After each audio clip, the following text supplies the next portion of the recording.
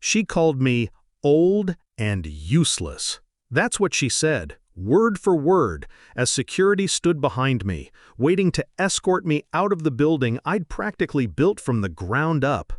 15 years. 15 goddamn years building her father's empire, handling clients no one else could talk to, making deals in Arabic that kept the company breathing. And just like that, my wife's little sister, the new CEO with her fresh MBA and colder smile, decided I was disposable. I didn't argue. I didn't even blink. I stood up, buttoned my jacket, and walked out. But I didn't go home. My wife, Lila, cried when I told her, said she didn't know her sister was planning this. I almost believed her, until I remembered the way her eyes shifted when I mentioned the last client dinner, the way she changed the subject too quickly, the missed calls, the silent tension in our bedroom. They were in on it, both of them. She let her sister gut me so she could protect her position. Or maybe she just stopped caring. Either way, betrayal was no longer just a business matter. It was personal. The day after I left, they stumbled. One of our largest clients, an oil magnate based in Dammam, called in furious.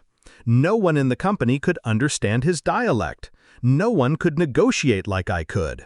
I'd spent years cultivating that trust. I'd shared meals with his family. I'd played chess with his eldest son. And now? He was ready to walk. Still, I didn't pick up the phone. I wanted them to sweat.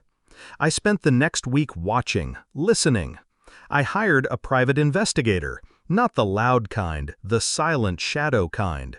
She uncovered what I suspected: emails between the sisters, plans to modernize leadership, notes about how I was too traditional, too connected to old-world clients, a liability.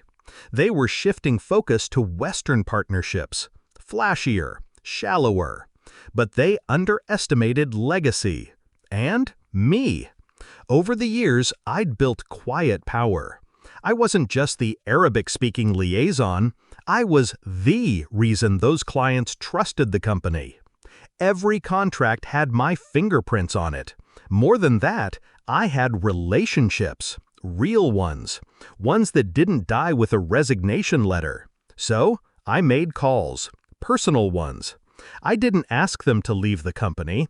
I told them why I left. They didn't like betrayal either. Monday came. I walked in, not as an employee, but as the man they now had to face. The boardroom was full. Emergency meeting. Panic on her face when I entered. Lila was seated beside her sister, lips pressed tight. No warmth in her eyes. Not anymore. The youngest board member, who used to bring me coffee during his internship, gave me a seat. No one stopped me. I placed a stack of papers on the table. Client withdrawal notices. 6 major contracts. Millions evaporated overnight. Signed, stamped, done. Silence. Then her voice cracked. "You did this?" I didn't smile. I warned you. You just didn't understand the language. She looked at Lila, but my wife said nothing. Not this time. The chairman leaned forward, face pale. "Can we recover this?" I shook my head slowly. They've taken their business to a new firm. I slid over a final document. A new firm registered in Dubai, with full backing.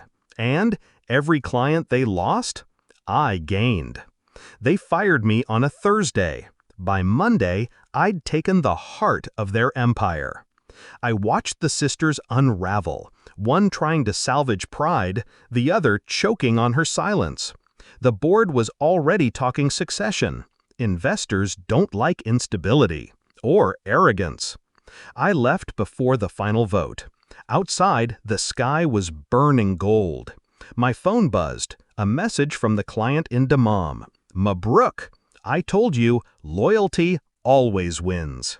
He was right, but this wasn't about loyalty. Not anymore. It was about being seen, being respected. They mistook silence for weakness. But I don't shout, I don't threaten, I remove. I didn't burn the company down. I just walked away with everything that needed valuable. And as for Lila, she came home to an empty house that evening. I'd left the keys, divorce papers, and a single sticky note on the fridge. You backed the wrong sister. Do I regret anything? No. They taught me what family shouldn't be, what power really is. I didn't destroy them. I just reminded them what happens when you forget who built your foundation and who speaks the language of those holding your future. They thought I was finished, but I was just waiting for Monday.